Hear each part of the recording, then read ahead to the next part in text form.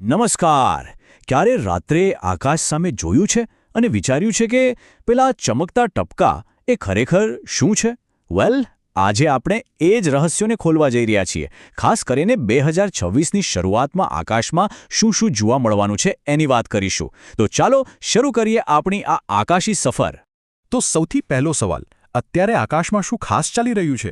જો આજે રાતે બહાર નીકળીને ઉપર જોશો ને તો ખાલી તારલાઓ જ નહીં દેખાય, એમની સાથે અમુક ખાસ મહેમાનો પણ છે.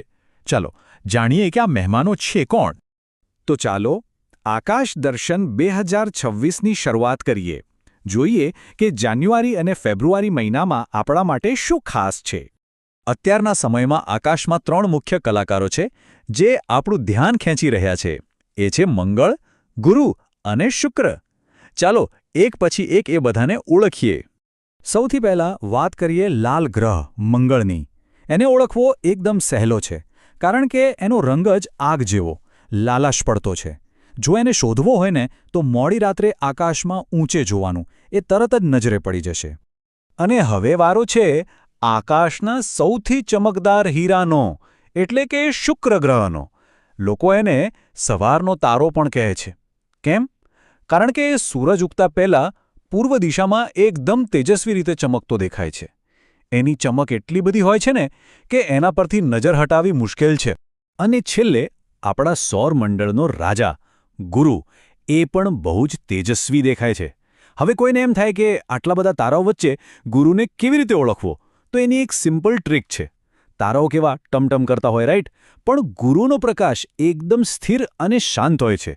બસ આ જ એની ઓળખ છે. હવે આ નંબર 4 એ શું બતાવે છે? આ કંઈક ખાસ છે. આ છે ગુરુના 4 સૌથી મોટા ચંદ્ર. એમને ગેલિલિયન મૂન્સ તરીકે પણ ઓળખવામાં આવે છે. અને સૌથી મજાની વાત શું છે ખબર છે? એમને જોવા માટે કોઈ મોટા ટેલિસ્કોપની જરૂર નથી. એક સામાન્ય બાયનોક્યુલર એટલે કે દૂરબીનથી પણ એમને ગુરુની આસપાસ ફરતા જોઈ શકાય છે. ખરેખર? ચાલો હવે થોડા આગળ વધીએ અને જોઈએ કે ભવિષ્યમાં આકાશમાં શું નજારો જોવા મળવાનો છે. કારણ કે ગ્રહો સિવાય પણ બીજી ઘણી રોમાંચક ઘટનાઓ આપણી રાહ જોઈ રહી છે. ફેબ્રુઆરીમાં પૂનમનો ચાંદ તો જોવા મળશે જ, જે હંમેશા સુંદર લાગે છે. પણ ખરી મજા તો એપ્રિલમાં આવવાની છે. ત્યારે આકાશમાં જાણે કુદરતી આતશબાજી થવાની છે. જી હા, આપણે વાત કરી રહ્યા છીએ લિરિડ્સ ઉલ્કાવર્ષાની. આ એ સમય છે જ્યારે આપણને કલાકના લગભગ 15થી 20 જેટલા ખરતા તારા જોવા મળી શકે છે. એક શાનદાર નજારો હશે. તો હવે આ ઉલ્કાવર્ષા જોવી હોય તો એની તૈયારી કેવી રીતે કરવી? આ અદ્ભુત નજારાનો બેસ્ટ અનુભવ લેવા માટે શું ધ્યાન રાખવું જોઈએ?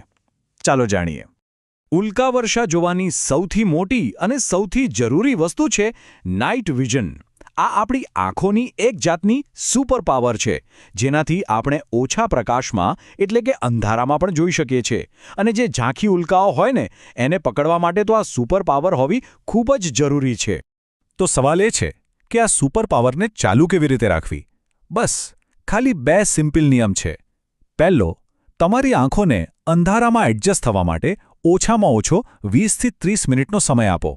અને બીજો, અને આ સૌથી અગત્યનો નિયમ છે, મોબાઈલ ફોનને તમારાથી દૂર રાખો. એકદમ દૂર. પણ ફોન કેમ નહીં? કારણ એકદમ સીધું છે. ફોનની સ્ક્રીનમાંથી જે બ્લુ લાઇટ નીકળે છે ને એ આપણા નાઇટ વિઝનની સૌથી મોટી દુશ્મન છે. ખાલી એક જ સેકન્ડ માટે પણ જો ફોન સામે જોયું તો આંખોની અંધારામાં જોવાની જે ક્ષમતા બની હોય એ તરત જ ખતમ થઈ જાય છે. અને પછી એને પાછી મેળવવામાં ફરીથી લાંબો સમય લાગે છે. તો બસ આજે રાત્રે જે ગ્રહો દેખાઈ રહ્યા છે ત્યાંથી લઈને ભવિષ્યમાં આવનારી ઉલ્કા વર્ષા સુધી આકાશ આપણને સતત કંઈક ને કંઈક અદ્ભુત નજારા બતાવતું જ રહે છે. તો હવે છેલ્લો સવાલ.